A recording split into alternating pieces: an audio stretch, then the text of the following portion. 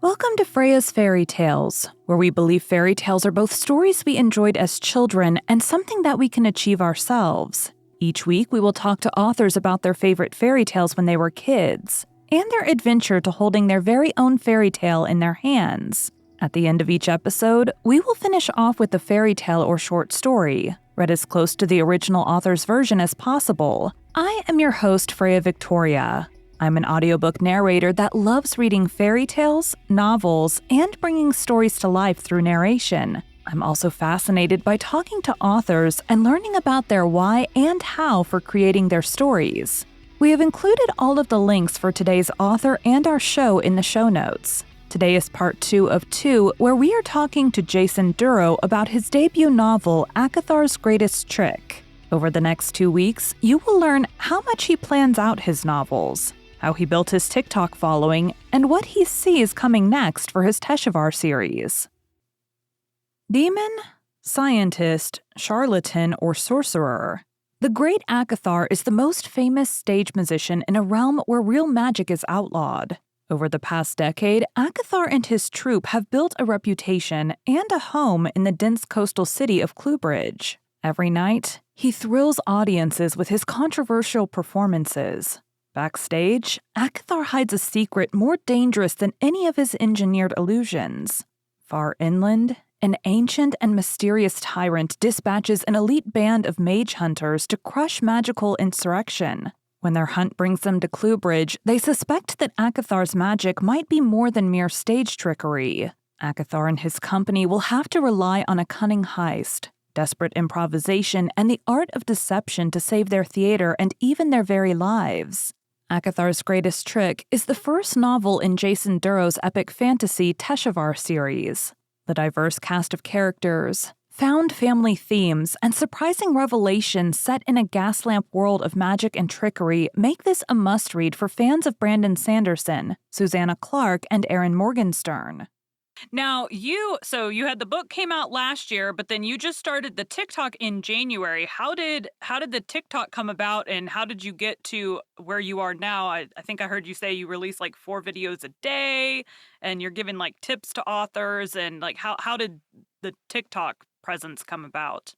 Yeah. So, it's kind of funny. I have never been good at social media. I have never known what to post there. I have, of course, a personal Facebook, and Mm-hmm. I have a personal Instagram and stuff like that. And I'm active on my personal Facebook with friends and people that I work out with and stuff like that, just Mm-hmm. sort of chit chatting and all that. But as far as Instagram, I've never known what to put on Instagram. It's just languished there. And when I Mm-hmm. started writing, I got all the typical social things. I got a Twitter for my writing. I got an Instagram, a Facebook page, and all that. And I've never known what to put there. And I had heard about TikTok. I knew that TikTok existed, but I had just completely the wrong concept of who it was for and what it Mm-hmm. was at that time. So I just kind of avoided it. And then I heard more and more authors talking about finding success on TikTok and finding Mm-hmm. readership there. And I started thinking, well, maybe I should give this a shot, and Right. maybe I should just see if there's anything to it. So in January, it was late January, I signed up for my account, and I followed a tutorial thing that I found online that was specifically for authors of how to just sort of set up your account and get started with TikTok. And it made a suggestion for the first video to post. And Mm-hmm. so I just followed all that and did it. And when I first started on TikTok, it was entirely with sort of capitalistic ideas in mind. I was like, okay, Right. I'm going to go here. I'm going to Sell show more people. books. Yeah, exactly. I was like, I'm going to show people my books. I'm going to sell books. I'm going to make money and all that. And then when I arrived at TikTok, it didn't feel right to me to do that. It felt more like a community kind of thing. And Mm-hmm. so instead of just trying to, I know a lot of authors come on and they just try to push their books, and they do try to use it just specifically as a promotional channel. But Mm-hmm. for me, it felt more comfortable just to be more natural and be accessible to people, and to just try to make friends and get involved in the community. Well, and you still Um, get those sneaky, like, you'll walk across holding your book yeah, yeah. videos. I definitely do that. I will include my book in there just to try to spread awareness. But at this Mhm. point, honestly, my intention with TikTok is to just try to build a community of like-minded people and try Mhm. to share interests with people and to help people out. I really love helping people, and I like being able to see my friends succeed at things. And so Mhm. that's why I post. Even though I have only been publishing for a year or so and have been like active with that for a long time. I've been studying writing and have been studying the craft and have Mhm. learned a lot about publishing. And so, even if I'm not the most experienced person, I feel like I have some knowledge that could help other people. And Mhm. so, I enjoy sharing that and I enjoy being helpful. And I've just sort of let that feed into the kinds of videos that I make. And also, I like jokes, I like puns, and Yeah. TikTok. The sort of the genre of humor on TikTok is just visual and verbal puns all the time, and Mhm. so I have just completely slipped into that. And so I enjoy doing the sort of the silly viral sound videos, and then I like Mhm. making the tip videos, giving writing tips and publishing tips and all that. And it's just sort of really, for some reason, it's really synced with me in a way that no social media has before. Mhm. And so yeah, I was doing about 3 videos a day. Now I'm doing at least 4 videos a day. Sometimes I slip in an additional one or two. But as far as my growth, I don't know what a usual growth rate is for a TikTok account because I'm new to it. But I get the Right. impression that I'm growing pretty quickly. Yeah. So, So like mine, I started, well, the Freya Victoria one, I should say, I started in January. And sadly, I started a different podcast, a different fiction podcast under a different pseudonym. Um, but that one, I'm like, comparing, I'm like, all I have to compare it to is my other accounts because I don't know what other people do. mhm, And so the Freya Victoria one, now on this one, I talk the whole point of me starting the Freya Victoria one was to, get out there as a fiction narrator and to ideally find, fiction authors that don't have audiobooks yet that want audiobooks and mhm. just to like get on there and converse with people, and this one already has more followers than my other account Oh, that's that's been around awesome. for like twice as long. So I'm like, well, and terrifying to like, and I imagine it's similar to trying to like pitch a book to a publisher, but trying to like pitch yourself as like, hey, I really want to narrate your book, but like you have no idea who I am, but you should still let me do your book. Right, right. Exactly. I can imagine that. And it is wild how unpredictable growth can be on these things Mm-hmm. that you just suddenly catch on with something and it blows up. I know some people on here who were kind of struggling to get followers, and then they would have one particular video blow up Mm-hmm. and they would just get a ton of followers from that. Mine, I think, has been more sort of a steady growth. It's been not just all at once getting a lot of followers from Mm-hmm. one particular thing, but I think my pace has been a little bit quicker than I've seen from a lot of people. But I know other authors on here that I'm friends with that just have these huge followings that Mm-hmm. I have no idea how they've gotten to this point. Like I'm not sure if you know Caffeinated Bookworm. Nikita Mm-hmm. is a friend of mine. She started around the same time that I did. She just passed 20,000 followers, Oh gosh. and it's just amazing. And I'm also friends with gosh, I'm trying to think who else is somebody else that I know Now just passed Alex Reed's 20,000. Romance has a lot of followers too. Yeah, she's passed 5,000. She and I started around the same time. We're good friends, and we were kind of tracking along with each other. And it's the funniest thing. She went to a Barnes and Noble and she found one of the Vampire Academy books there, and or Mm-hmm. not not Zodiac Academy books there. And Okay. she had read it in ebook and didn't realize exactly how big the book was. So she took it off the bookshelf and sat it on the floor and made a video just of her showing how thick the book was at Barnes and Noble. That Mm-hmm. video got like I don't even know. It was well over 100,000 views the last time I saw, and after that, she has just exploded. I've just passed 4,000, and I think she's around like 5,500 now or something. So she just zoomed past me. It's so funny how the different social medias are though. Like Facebook, in my this is totally my opinion, and it could be different, but I'm like Facebook is like typically older people, but it's like for like your friends and your family and like people that you knew back in high school, like reconnecting and all of that. Instagram is like the here's my not really perfect, but I'm only going to show the perfect part of my life. And then Twitter is very like, because like when I started narrating, I was like, what's the social media that has, the most authors on it or whatever? And it said like Twitter because it's a lot of like, real quick back and forth conversation kind of Mhm. stuff where you can retweet and comment on their stuff and whatever. And then TikTok is like, welcome to the shit show. Like it's kind of the mosh pit of the things that you don't want to show on any of the other social medias, and you're gonna like change your name so hopefully your family can't find you. And, like it's just kind of it's a whole thing like all on its own. Yeah, absolutely. And that might be why I have clicked so much better with TikTok because I like being authentic and sort of being myself. And maybe Hmm. that's why I didn't click with Instagram because I don't like sort of shining things up and Fake. pretending that everything's great. Like on my TikTok, I talk mostly about books and about writing, but I've also talked about stuff that isn't great. Like I have anxiety that I deal with. I've talked about that on there and have talked Hmm. about just various things like that. So I like having that openness, and I think TikTok allows for more of that kind of dialogue and Hmm. more of that openness.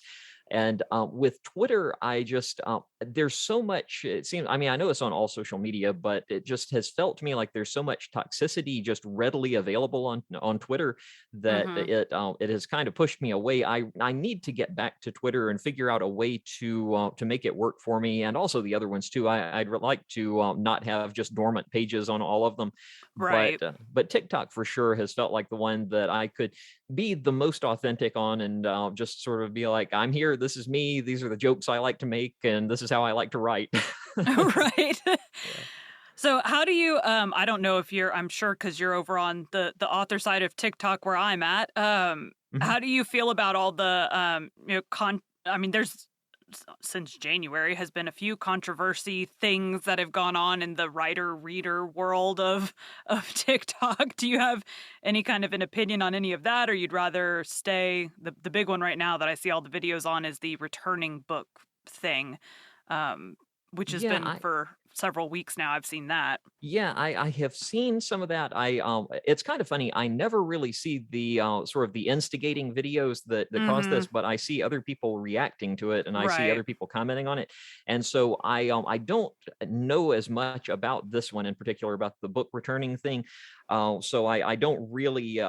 But I haven't posted a video responding to it or haven't really formed an opinion on it. I tend to kind of stay in my little hole over here, over Yeah. here in TikTok, but I'm gonna there not rock the boat. yeah, yeah. There have been some other things that I did comment on previously. There were some other things that came up, like at some point, someone was saying that that authors should not follow readers on social Oh, media, yeah, yeah. and yeah, and there was something else. I can't remember what the other one was, but with that kind of thing, people were making a lot of statements that I felt They were were kind of blanket statementing for everybody. Like, yeah, yeah. just because It that's was your view doesn't mean that's everybody's view. Yeah, yeah, and I did make a video about that where I was kind of responding to it, and I was just thinking that that particular one was kind of turning both authors and readers into monoliths, and saying that every author is like every other author, and every reader is like every other reader, Right. and wants the same Right. things. And if a as an author, if a reader didn't want for me to follow them, I am more than happy not to follow them. Mhm. I think that everybody should be comfortable and should be able to get what they need and want out of their social media and out of things that they do. But I don't think it makes sense with anything really to make a blanket statement like you're saying that Right. that it is supposed to apply to everyone. And I think in a lot of instances, these controversies that come up on social media, it all boils down to one person having an opinion for themselves, Mhm. which they're totally entitled to an opinion. They're totally entitled to do what they want to do. But then something, I don't know if it's the nature of social media or the nature of how it gets presented or something, it inflates it to a point that it feels like they are trying to, and sometimes they are, I guess, trying to tell other people that everybody needs to have that same opinion and everybody needs Mhm. to be the same way. And it just kind of spirals out of control from there. Right. So I think that's the origin of most of these kinds of controversy things that come up. in general, I try to keep my TikTok positive. I try to stay Yeah. out of that kind of stuff, and I find it's pretty easy too if I just know what the sort of my values are and what my opinions on things are, and Mhm. I stick to that, and then don't try to sort of push them on other people. Right, right. Well, and that's what happened to the days where you just said, "Hey, could you please not do this anymore?" And then they stopped doing it. Yeah, well, did they ever really stop doing it when someone would ask to I stop? I don't know. I like to live in my happy bubble thinking that everybody's a good person, and that's just not the case, and I know, but Yeah, I'm a very optimistic person, and it's kind of funny on my TikTok in my bio. I used to have my currently reading and currently writing, and I took those down Mhm, and I put up after I started getting more and more followers. I decided I really wanted to put more of my personality into things, and mhm, I put on there. I think it says something like "Be kind, be generous, and have empathy" or something like that. Which mhm. that's sort of just my core value there. And when things come along that there are misunderstandings between people, and when people are getting upset with each other, I feel like there's almost always a way to have empathy and to figure out Mhm. some middle ground between people. And so I don't get all upset that much. One thing I did get upset about was there was a video that went around a while back. It was right after I joined TikTok, where someone was they posted a video saying that if you are an independent author and you don't hire a professional editor to edit your book, you should just throw your manuscript in the trash. Mm. And that made me upset because that was assuming that everyone who should be a published author has the funding and resources and privilege to be able Right, to afford to hire a professional editor or to do all these things a particular way. Which there is no one set way to publish a book and to be an right. author. It's different for everyone. And so that one did kind of get me a little bit steamed, just because I don't like for people to be sort of waving their privilege and sort of Right. trying to push other people down that way. But in general, I think the TikTok controversies, I just kind of stay on the side and kind of keep my head down until until they blow over. Until it's on to the next one. Right, right, and then just keep my head down for that too. Yeah, I mean, honestly, I plan on having my book edited, by someone else, but I mean, in college, I remember being in English class in college and the professor being like, "We're gonna write these papers on whatever she had picked as the topic, and then we're gonna, like," the students were gonna edit each other's papers or whatever, and every time I don't this probably says a lot about the students that I was working with, but every single paper that I would write, I would end up in her office afterwards because the student that would and it was always a different student, but they could never find anything wrong with it. And Oh, I'm like, I know it's not that there's nothing wrong with it. I just know that it's a case of the student doesn't have enough experience, and I'm not going mhm, to say I'm like a better writer than the whole world because that's not it at all. But, just people in a, collegiate, all they've done is high school writing. They don't, know what to mhm. look for or whatever. So I'm like, I know like I can write well and I can edit myself well, but I also know that reading through your own stuff, you're gonna miss things. So Right, right. and even Absolutely. if that's I have a family member who also writes and so, even if it's just him looking through it or I'm writing my particular book in a Google Doc and so I have an author that I narrate for that's like reading through it and editing it for me as well. So it's like even in, connections that you've made and people that, you know, when she's not writing because she publishes an ungodly amount of books every year, it's she's one of those that, just pumps them out really, really fast, but, I wish I um could do that. yeah, I'm like, "Man, I'm doing good, I'm, like, 50 pages in and haven't written in a month," but,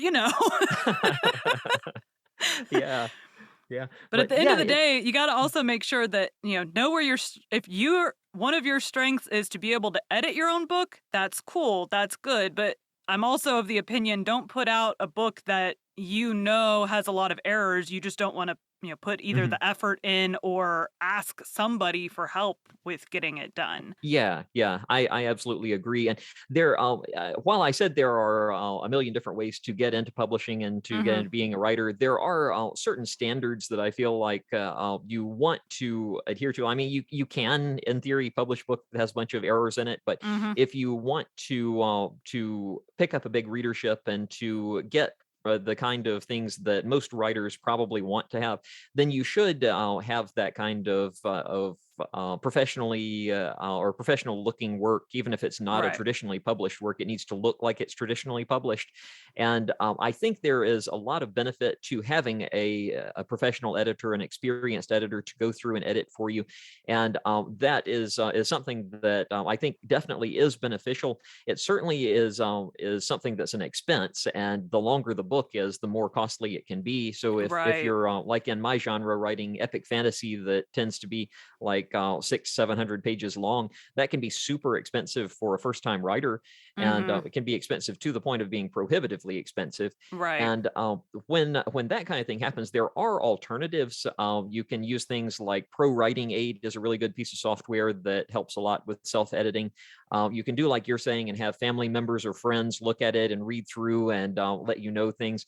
But with my book that I published last year, no joke, I probably read that thing like 40 times before I published it, because I was so paranoid that there was going to be just one thing missing, or one Yeah. thing that I didn't pick up, or that nobody else picked up. But I think it ended up in pretty good shape. I haven't gotten any complaints about editing at this point. So Yeah, I mean, quite honestly, I'm like I said, I'm only 50 pages into mine, but I think I've read through because you forget what happened again. And so Mhm. I have to like go Yeah. back and because I don't have some like super well done outline of what's happening. So I have to go back like what happened again, or I'm like writing into the next chapter and I'm like, hey, we're gonna have this happen. I'm like, wait a second, what was like what did we say about this earlier on? Yeah, yeah, you can get lost in your own work there. Yeah. So now I totally forgot the question I was gonna ask. It'll come back to you. So you said you do voiceover work for your main job and you want to try narrating your own audiobook. Why have you stayed away from audiobooks so far? Is there a reason or To me at least, it is so hard to do that. I don't typically do. I do like ads. I do corporate work as my usual thing. I've done everything from like TV commercials to I've done the voice at airports doing announcements and all that kind of stuff. Mhm. But the hardest things for me are dramatic readings and things Oh with yeah. character work. Like I've done some work in animation and video games, but those to me are the hardest jobs, and they don't pay as well as the corporate ones I found. So Mhm. so I kind of stick to for my voice work the things that are easier and that pay better in my Right. experience. And for me, audiobooks are really hard. I know they can pay commensurate depending on who you're working with Mhm. and how it turns out. So I know the pay can be good there, but Right. when I do a voiceover gig, I tend to do short gigs that I can be done like in a day with recording it and move on to the next one. And Mhm. with audiobooks, that's just not the case. Right. It's much more of a time investment, and you're on the same project for a long time.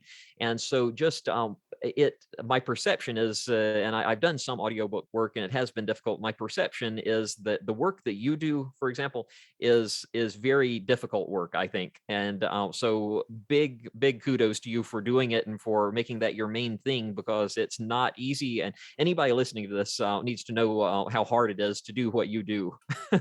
Yeah, I mean, to be quite honest, when I'm working on especially so the author that I whose episodes will air just before yours, I finished her book about 2 weeks ago and she had I think I ended up having to create 30 character voices Hmm. for her book, and so, like, the program that I record in, I had, like, little sound clips. I would keep, like, the first sentence that character spoke, I would keep that sound clip and then, like, label it with their name so that I could then go back, like, "Oh, crap, I don't remember how this person talked. Let's go back and listen to their first sentence again," so I could Yeah. keep the character, dialogue consistent throughout. I mean, the main character is always obviously gonna be my voice, and the main male character, I have, like, one voice that I use for the main male character on all of my books, Hmm. but then all the side characters change. So Yeah, and that's hard to keep up with. Like you're saying, Mhm. that you have to keep those references. That's very clever to have the first sentence there to refer back to. But that like referring back to that, keeping track of all that, and then having to get back into that character when it's time to do more dialogue. That's Mhm. really hard stuff. And just honestly, I'm a person who likes the path of least resistance. So so that it's the reason that I haven't done a whole lot of audiobooks and have kind of avoided that is just because there is so much of a time investment and a work Mhm. investment into it. And with my work that I'm doing with audio, I have just been doing, like I said, just sort of the gigs that I can finish in a day and be done and move on to the next one. And Mhm. that isn't at all how it is with audiobooks.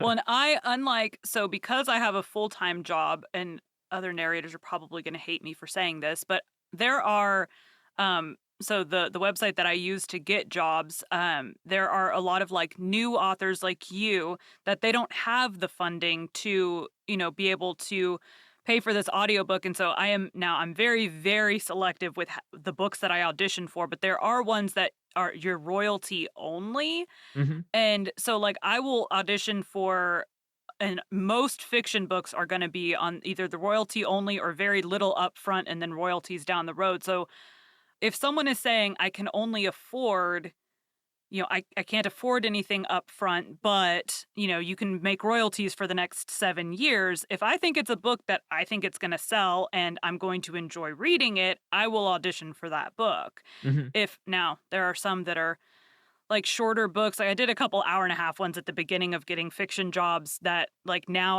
I only do like longer books because the hour and a half ones, most people aren't going to buy those. So, Right. or at least in my thinking, that's what I think.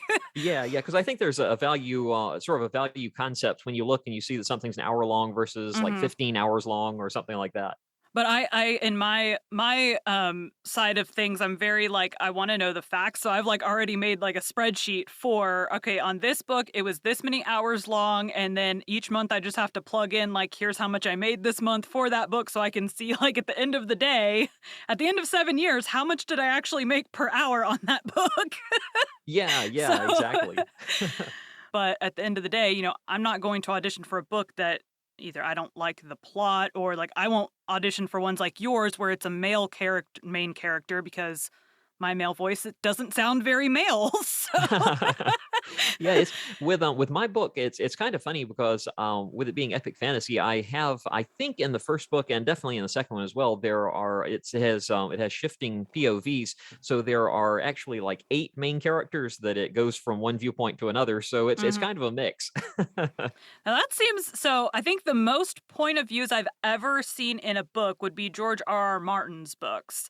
Hmm. And those ones, in fact, I saw a post on Twitter today asking how many how many point of views is too many in a book, and I'm like, as long as like, you can clearly keep track of you, the reader, can keep track of like what's going on, because I feel like an issue with his books is it changes so much that like for me reading it, I have a hard time remembering like what was happening with this character 20 chapters ago when Yeah, they were yeah. last mentioned. Yeah, and that definitely is a concern. With me, my plots tend to be kind of complicated, and there are a lot of sort of twists and things to them. Mhm. But and so I need to have different viewpoints to show how things are affecting different characters. But Mhm. typically, there will be maybe 2 or 3 different groups of people that are in the same place, and there will be several characters in or a couple of characters in each of those groups that get viewpoints. Mhm. So I know with George R. R. Martin's writing, a lot of times it'll be you'll get a point of view from a character that's in one part of the world, and then you'll skip to another character that's in a completely different other part of the world. Then you'll sort of go all over the place, and they're not really connected to each other. It's sort of separate stories. And Mhm. with mine, the characters are a little more connected to each other and connected to the central thing that's going on. So I Mhm. think the way that I do it, hopefully, is fairly easy to follow and to go. I have like each chapter is in a particular point of view, and then it'll move on after that to another character. And I try to Mhm. space them out so that you don't leave one character for an inordinate amount of time. You get back to that character. Yeah. So hopefully that works out. That's the theory, at least. I guess you'll find out as more and more people read it if people are just Yeah, like, "Oh yeah, my god." yeah, yeah. It's been good feedback so far, so I've got my fingers crossed. I appreciate you including me in this. This is so much fun. No problem. It was fun talking to you, and I look forward to eventually when I have time, I will read your book. But It's a long one, so no pressure. yeah, yeah. Right now, I'm just trying to stay ahead of narration jobs. So I definitely understand that, and keep doing a great job with that. I have so much respect for you doing all these audiobooks and everything. That's work that I am not built for. well, if you need help when you start getting into yours, feel free to reach out, and I'll help you as much as I can. Thank you. I appreciate that. If I completely stumble and fall and everything falls apart, I certainly will let you know. I'll say, "Help! I need to hire you." I need you as a consultant. Right, right. All right. Well, I Exactly. hope you have a good rest of your Saturday. I'm going to go. It is lunchtime here for me, so I'm going to go get some lunch for me and my kiddo. Um, Okay. but I will keep an eye out for your TikToks. They always pop up on my feed. So That's good to hear. I'm glad I'm showing up, but it's great to talk with you, and thank you so much for including me in this. And I will listen out for you, and I'll watch for you on TikTok as well. all right. Thanks. You have a good day. You too. Thanks so much. Bye. Bye bye. Jason's favorite movie when he was a kid was The Black Cauldron.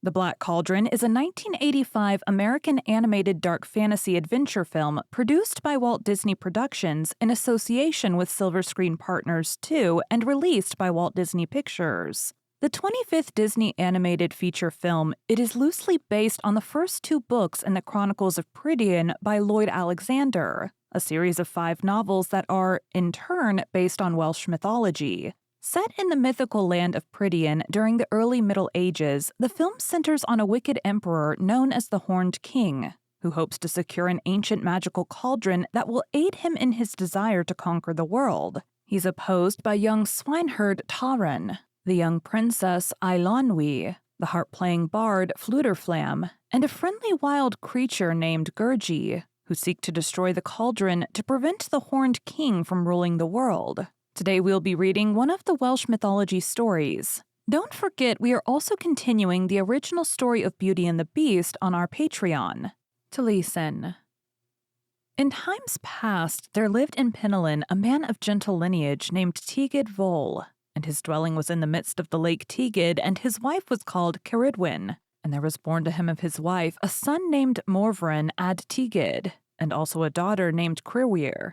The fairest maiden in the world was she, and they had a brother, the most ill-favored man in the world, Agvidu. Now Ceridwen, his mother thought that he was not likely to be admitted among men of noble birth by reason of his ugliness, unless he had some exalted merits or knowledge. For it was in the beginning of Arthur's time and of the Round Table, so she resolved, according to the arts of the books of the Ferelt, to boil a cauldron of inspiration and science for her son, that his reception might be honorable because of his knowledge of the mysteries of the future state of the world. Then she began to boil the cauldron, which from the beginning of its boiling might not cease to boil for a year and a day until 3 blessed drops were obtained of the grace of inspiration. And she put Gwion Bach, the son of Gwenring of Lenfier in Carignan, in powers to stir the cauldron, and a blind man named Morda to kindle the fire beneath it. And she charged them that they should not suffer it to cease boiling for the space of a year and a day. And she herself, according to the books of the astronomers and in planetary hours, gathered every day of all charm-bearing herbs. And one day, towards the end of the year, as Ceridwen was culling plants and making incantations, it chanced that 3 drops of the charmed liquor fell out of the cauldron and fell upon the finger of Gwion Bach.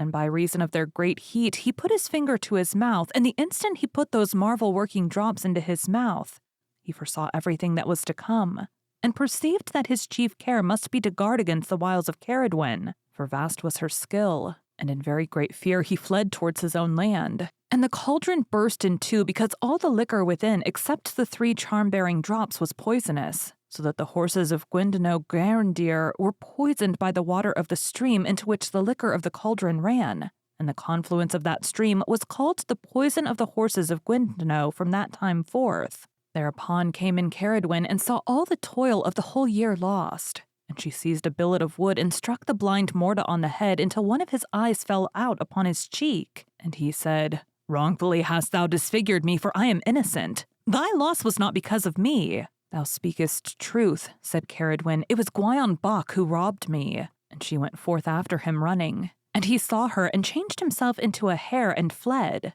But she changed herself into a greyhound and turned him. And he ran towards a river and became a fish. And she in the form of an otter bitch chased him under the water until he was fain to turn himself into a bird of the air. She, as a hawk, followed him and gave him no rest in the sky. And just as she was about to stoop upon him and he was in fear of death, he espied a heap of winnowed wheat on the floor of a barn.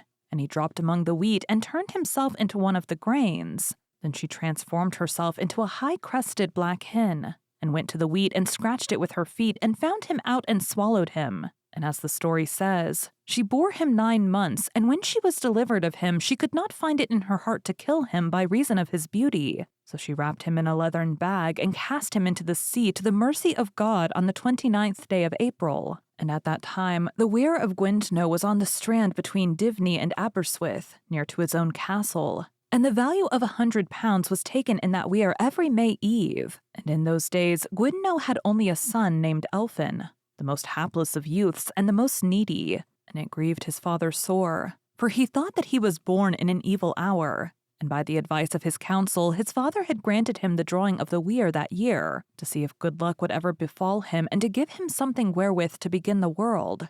And the next day, when Elphin went to look, there was nothing in the weir. But as he turned back, he perceived the leathern bag upon a pole of the weir. Then said one of the weir ward unto Elphin, "Thou wast never unlucky until tonight, and now thou hast destroyed the virtues of the weir, which always yielded the value of 100 pounds every May Eve. And tonight there is nothing but this leathern skin within it."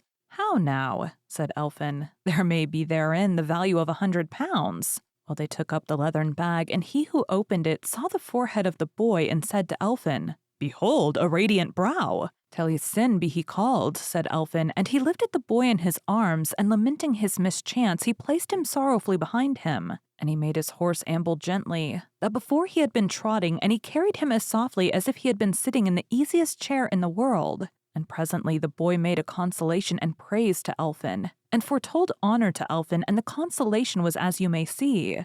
Fair Elphin, cease to lament. Let no one be dissatisfied with his own. To despair will bring no advantage. No man sees what supports him. The prayer of Silingno will not be in vain. God will not violate his promise. Never in Gwyndno's weir was there such a good luck as this night. Fair Elphin, dry thy cheeks. Being too sad will not avail. Although thou thinkest thou hast no gain, too much grief will bring thee no good. Nor doubt the miracles of the Almighty. Although I am but little, I am highly gifted. From seas and from mountains and from depths of the rivers, God brings wealth to the fortunate man. Elphin of lively qualities, thy resolution is unmanly. Thou must not be over sorrowful. Better to trust in God than to forebode ill. Weak and small as I am, on the foaming beach of the ocean, in the day of trouble I shall be of more service to thee than 300 salmon. Elphin of notable qualities, be not displeased at thy misfortune. Although reclined thus weak in my bag, there lies a virtue in my tongue. While I continue thy protector, thou hast not much to fear. Remembering the names of the Trinity, none shall be able to harm thee. And this was the first poem that Taliesin ever sang, being to console Elphin in his grief for that the produce of the weir was lost. And what was worse, that all the world would consider that it was through his fault and ill luck. And then Gwyndno Garahin asked him what he was, whether man or spirit, whereupon he sang this tale and said, "First I have been formed a comely person, in the court of Ceridwen I have done penance. Though little I was seen, placidly received, I was great on the floor of the place to where I was led. I have been a prize defense, the sweet muse the cause, and by law without speech I have been liberated, by a smiling black old hag when irritated, dreadful her claim when pursued.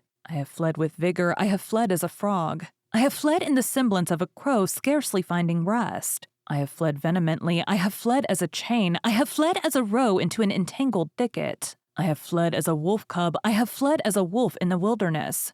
I have fled as a thrush of pretending language. I have fled as a fox used to concurrent bounds of quirks. I have fled as a marten which did not avail. I have fled as a squirrel that vainly hides. I have fled as a stag's antler of ruddy course. I have fled as iron in a glowing fire.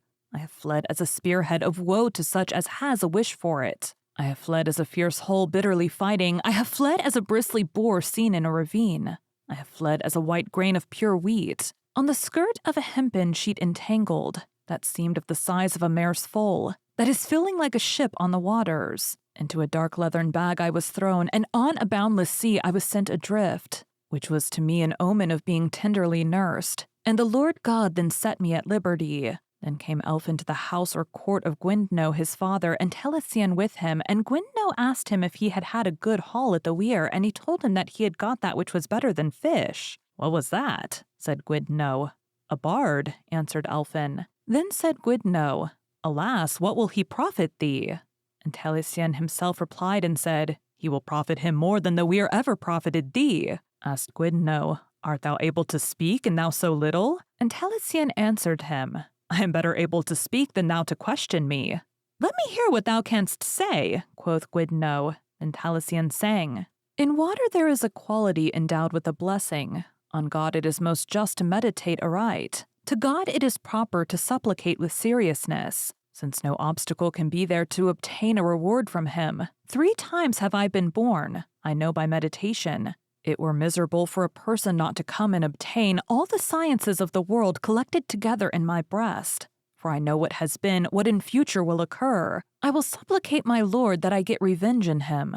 A regard I may obtain in his grace. The Son of Mary is my trust, great in him is my delight. For in him is the world continually upholden. God has been to instruct me and to raise my expectation. The true creator of heaven who affords me protection, it is rightly intended that the saints should daily pray, for God the renovator will bring them to him.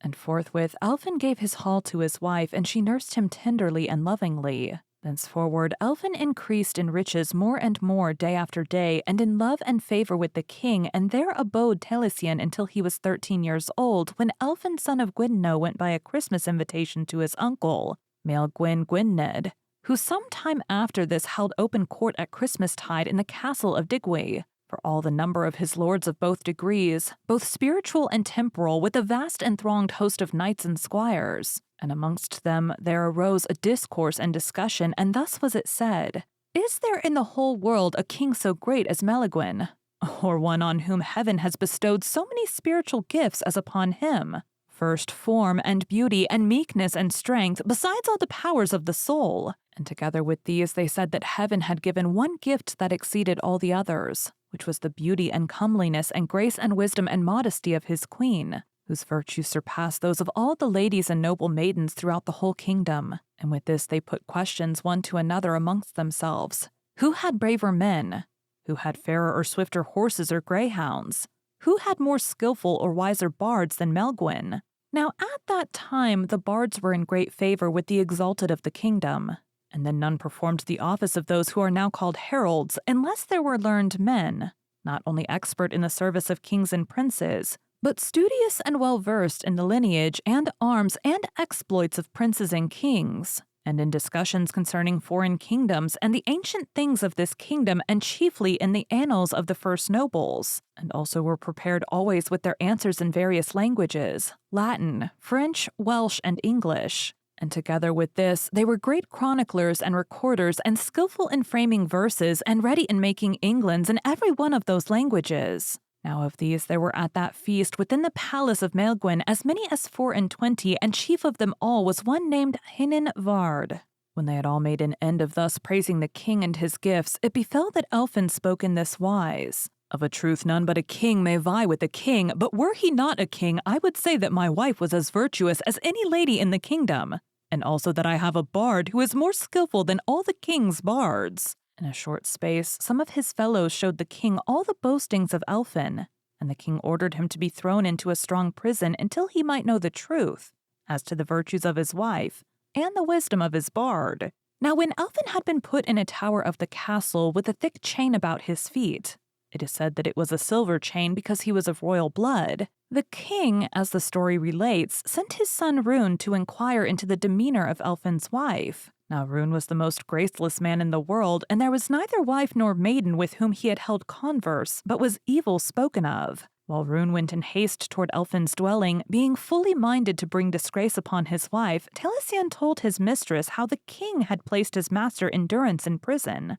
and how that rune was coming in haste to strive to bring disgrace upon her. Wherefore he caused his mistress to array one of the maids of her kitchen in her apparel, which the noble lady gladly did, and she loaded her hands with the best rings that she and her husband possessed. In this guide, Taliesin caused his mistress to put the maiden to sit at the board in her room at supper, and he made her to seem as her mistress, and the mistress to seem as the maid. And when they were in due time seated at their supper in the manner that has been said, Rune suddenly arrived at Elfin's dwelling and was received with joy, for all the servants knew him plainly, and they brought him in haste to the room of their mistress, in the semblance of whom the maid rose up from supper and welcomed him gladly. And afterwards she sat down to supper again the second time, and Rune with her. Then Rune began jesting with the maid, who still kept the semblance of her mistress. And verily this story shows that the maiden became so intoxicated that she fell asleep, and the story relates that it was a powder that Rune put into the drink that made her sleep so soundly that she never felt it when he cut from off her hand her little finger,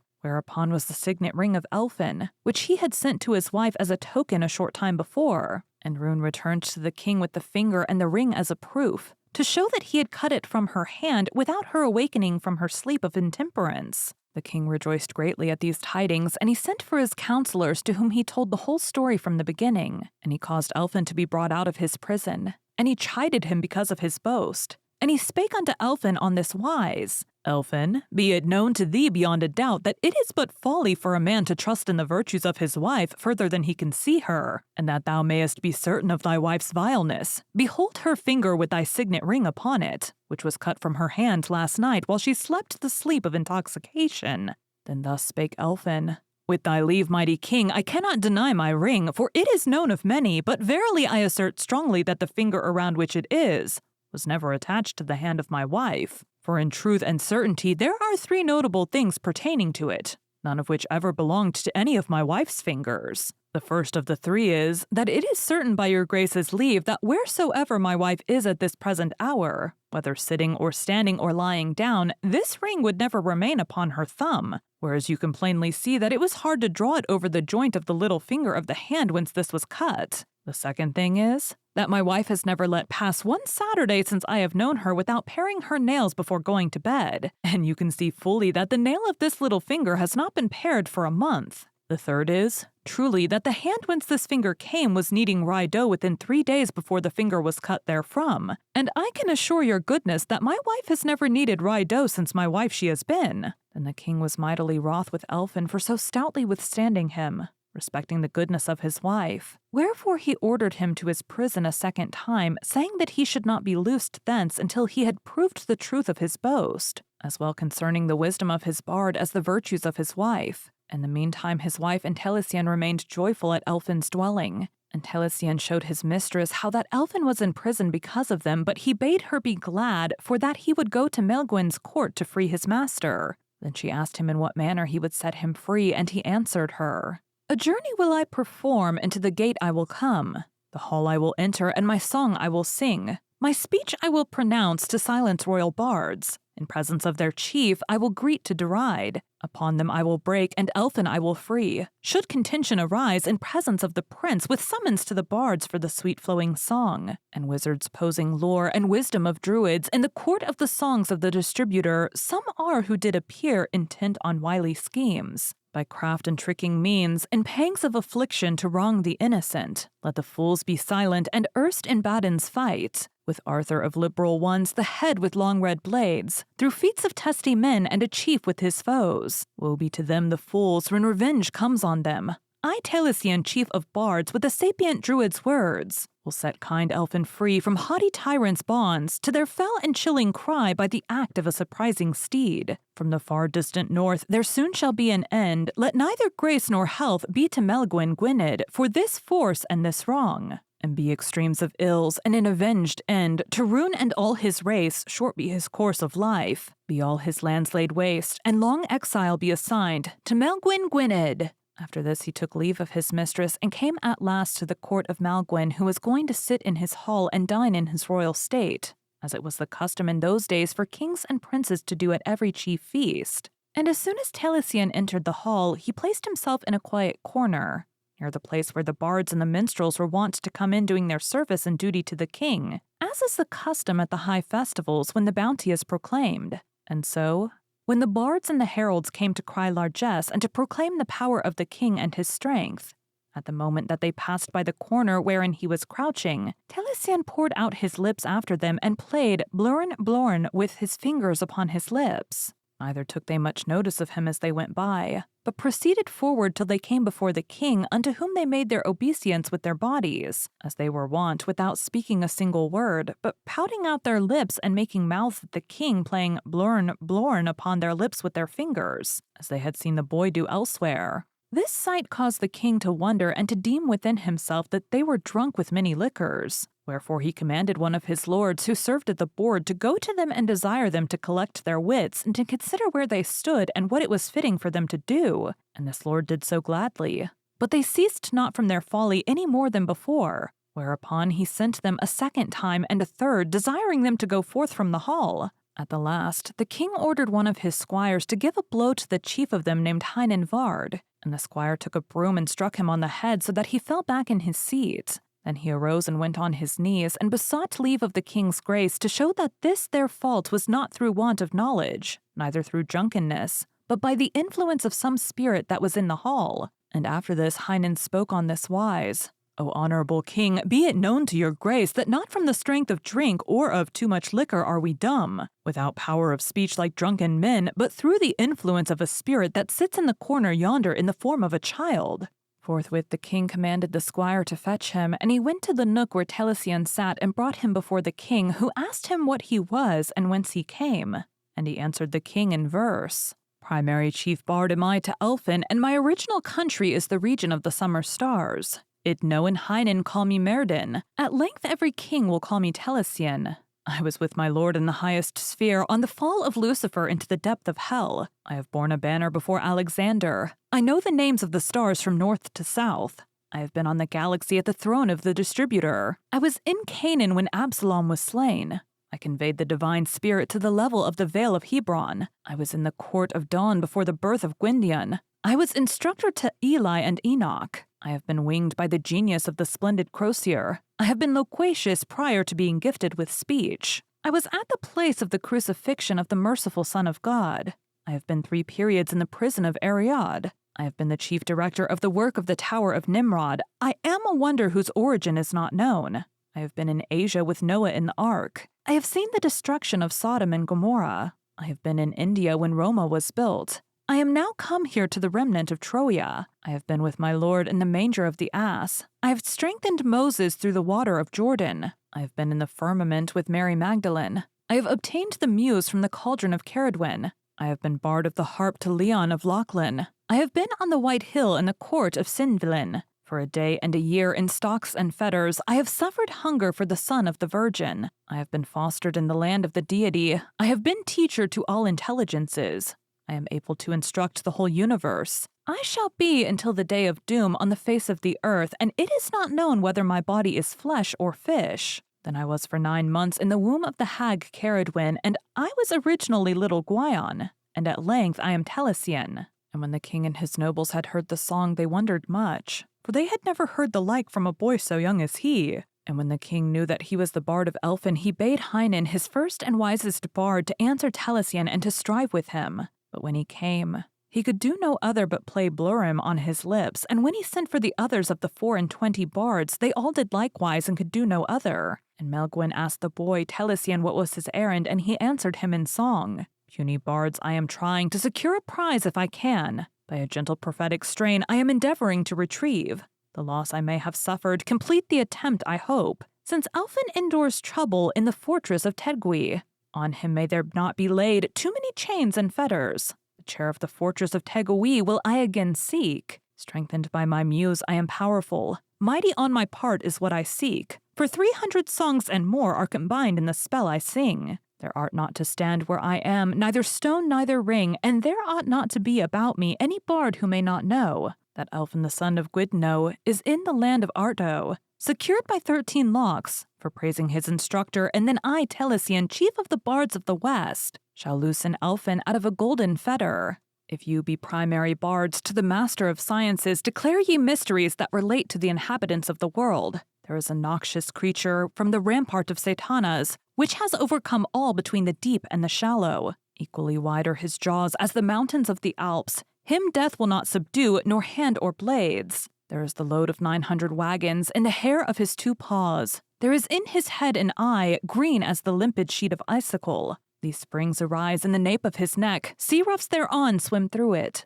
There was the dissolution of the oxen, a Dorough the water-gifted, the names of the 3 springs from the midst of the ocean. One generated brine which is from the Carina to replenish the flood over seas disappearing. The second without injury it will fall on us, when there is rain abroad through the whelming sky. The third will appear through the mountain veins like a flinty banquet, the work of the King of Kings. You are blundering bards in too much solicitude. You cannot celebrate the kingdom of the Britons. And I am Taliesin, chief of the bards of the West, who will loosen Elfin out of the golden fetter. Be silent then, ye unlucky rhyming bards, for you cannot judge between truth and falsehood. If you be primary bards formed by heaven, tell your king what his fate will be. It is I who am a diviner and a leading bard, and know every passage in the country of your king. I shall liberate Elfin from the belly of the stony tower, and will tell your king what will befall him. A most strange creature will come from the sea marsh of Rhianed, as a punishment of iniquity on Melgwyn Gwynedd. His hair, his teeth, and his eyes being as gold, and this will bring destruction upon Melgwyn Gwynedd. Discover thou what is the strong creature from before the flood, without flesh, without bone, without vein, without blood, without head, without feet. It will neither be older nor younger than at the beginning. For fear of a denial there are no rude wants. With creatures great God, how the sea whitens when first it comes. Greater its gusts when it comes from the south. Greater its evaporations when it strikes on coasts. It is in the field, it is in the wood, without hand and without foot, without signs of old age. Though it be coeval with the 5 ages or periods, and older still though they may be numberless years. It is also so wide as the surface of the earth, and it was not born, nor was it seen. It will cause consternation wherever God willeth. On sea and on land it neither sees nor is seen. Its course is devious and will not come when desired. On land and on sea it is indispensable. It is without an equal. It is four-sided. It is not confined. It is incomparable. It comes from 4 quarters. It will not be advised. It will not be without advice. It commences its journey above the marble rock. It is sonorous. It is dumb. It is mild. It is strong. It is bold when it glances over the land. It is silent, it is vocal, it is clamorous, it is the most noisy on the face of the earth. It is good, it is bad, it is extremely injurious, it is concealed because sight cannot perceive it. It is noxious, it is beneficial, it is yonder, it is here, it will decompose but will not repair the injury. It will not suffer for its doings, seeing it is blameless. It is wet, it is dry, it frequently comes. Proceeding from the heat of the sun and the coldness of the moon is less beneficial inasmuch as her heat is less. One being has prepared it out of all creatures by a tremendous blast to wreak vengeance on Melgwyn Gwynedd. And while he was thus singing his verse near the door, there arose a mighty storm of wind, so that the king and all his nobles thought that the castle would fall on their heads. And the king caused them to fetch Elfin in haste from his dungeon and placed him before Taliesin, and it is said that immediately he sang a verse, so that the chains opened from about his feet. I adore the supreme lord of all animation, him that supports the heavens, ruler of every extreme, him that made the water good for all, him who has bestowed each gift and blesses it. May abundance of mead be given Melgwyn of Anglesey, who supplies us from his foaming mead horns with the choicest pure liquor. Since bees collect and do not enjoy, we have sparkling distilled mead which is universally praised. The multitude of creatures which the earth nourishes, God made for man with a view to enrich him. Some are violent, some are mute, he enjoys them. Some are wild, some are tame, the Lord makes them. Part of their produce becomes clothing, for food and beverage till doom will they continue. I entreat the supreme, sovereign of the region of peace, to liberate Elfin from banishment. The man who gave me wine and ale and mead, with largely princely steeds of beautiful appearance. May he yet give me, and at the end, may God of his good will grant me in honor, a succession of numberless ages in the retreat of tranquility. Elfin knight of mead, late be thy dissolution. And afterwards he sang the ode which is called The Excellence of the Bards. What was the first man made by the God of heaven? What was the fairest flattering speech that was prepared by Liov? What meat, what drink, what roof his shelter? What the first impression of his primary thinking? What became his clothing who carried on a disguise? Owing to the wilds of the country, in the beginning, Wherefore should a stone be hard? Why should a thorn be sharp-pointed? Who is hard like a flint? Who is salt like brine? Who sweet like honey? Who rides on the gale? Why ridged should be the nose? Why should a wheel be round? Why should the tongue be gifted with speech rather than another member? If thy bards Hynen be competent, let them reply to me, Taliesin. After that he sang the address which is called the Reproof of the Bards. If thou art a bard completely imbued with genius not to be controlled, be thou not untractable within the court of thy king until thy rigmarole shall be known. Be thou silent, Hynen, as to the name of thy verse, and the name of thy vaunting, and as to the name of thy grandsire, prior to his being baptized, and the name of the sphere, and the name of the element, and the name of thy language, and the name of thy region. Avaunt, ye bards above, avaunt, ye bards below. My beloved is below in the fetter of Arianrod. It is certain you know not how to understand the song I utter, nor clearly how to discriminate between the truth and what is false. Puny bards, crowns of the district, why do you not take to flight? A bard that will not silence me, silence may he not obtain, till he goes to be covered under gravel and pebbles, such as shall listen to me, may God listen to him. Then sang he the piece called The Spite of the Bards. Minstrel preserve in their false custom, immoral ditties are their delight. Vain and tasteless praise they recite, falsehood at all times do they utter. The innocent persons they ridicule, married women they destroy, innocent virgins of Mary they corrupt. As they pass their lives away in vanity, poor innocent persons they ridicule. At night they get drunk, they sleep the day, in idleness without work they feed themselves. The church they hate and the tavern they frequent, with thieves and perjured fellows they associate. At courts they inquire after feasts, every senseless word they bring forward. Every deadly sin they praise, every vile course of life they lead. Through every village, town, and country they stroll. Concerning the gripe of death they think not, neither lodging nor charity do they give. Indulging in victuals to excess, psalms or prayers they do not use. Tithes or offerings to God they do not pay, on holidays or Sundays they do not worship. Vigils or festivals they do not heed, the birds do fly, the fish do swim. The bees collect honey, worms do crawl, everything travails to obtain its food, except minstrels and lazy useless thieves. I deride neither song nor minstrelsy, for they are given by God to lighten thought, but him who abuses them for blaspheming Jesus and his service.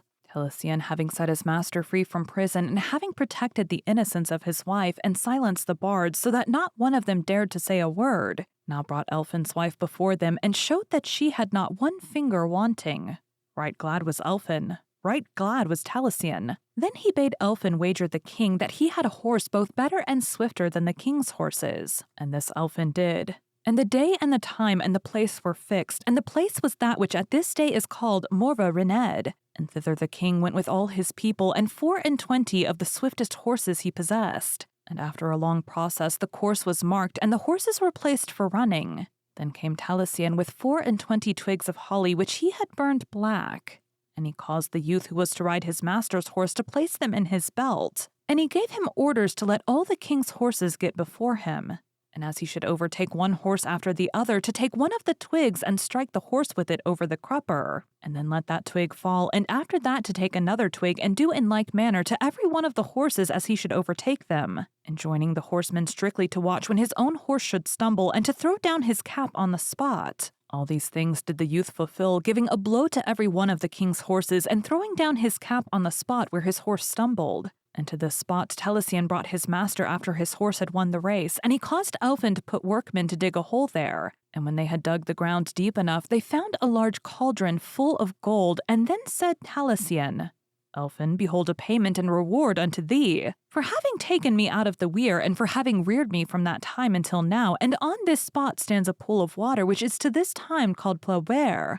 After all this, the king caused Taliesin be brought before him, and he asked him to recite concerning the creation of man from the beginning, and thereupon he made the poem which is now called one of the 4 pillars of song. The Almighty made down the Hebron vale with his plastic hands Adam's fair form, and 500 years void of any help, there he remained and lay without a soul. He again did form in calm paradise from a left side rib bliss-throbbing Eve. 7 hours they were, the orchard keeping, till Satan brought strife with wiles from hell. Thence were they driven, cold and shivering, to gain their living into this world, to bring forth with pain their sons and daughters to have possession of Asia's land.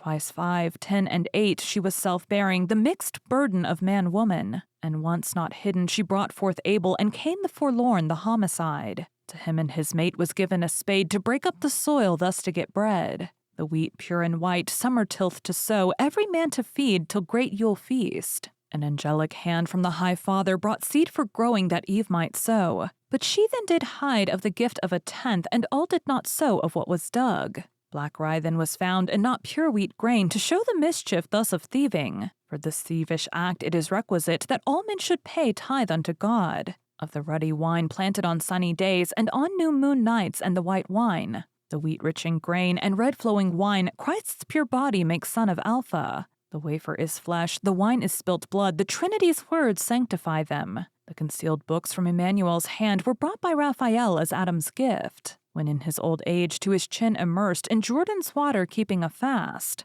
Moses did obtain in Jordan's water the aid of the 3 most special rods. Solomon did obtain in Babel's tower all the sciences in Asia land. So did I obtain in my bardic books all the sciences of Europe and Africa. Their course, their bearing, their permitted way, and their fate I know unto the end.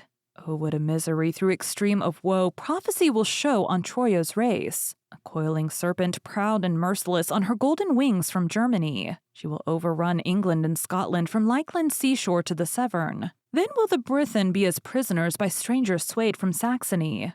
Their lord they will praise, their speech they will keep, their land they will lose except wild Wallia. Till some change shall come after long penance, when equally rife the 2 crimes come. Britons then shall have their land and their crown, and the stranger swarm shall disappear. All the angel's words as to peace and war will be fulfilled to Britain's race. He further told the king various prophecies of things that should be in the world in songs as follows. Thank you for joining Freya's Fairy Tales. Be sure to come back next week to hear Julie's journey to holding her own fairy tale in her hands, and to hear one of the stories that her mom used to read to her as a child.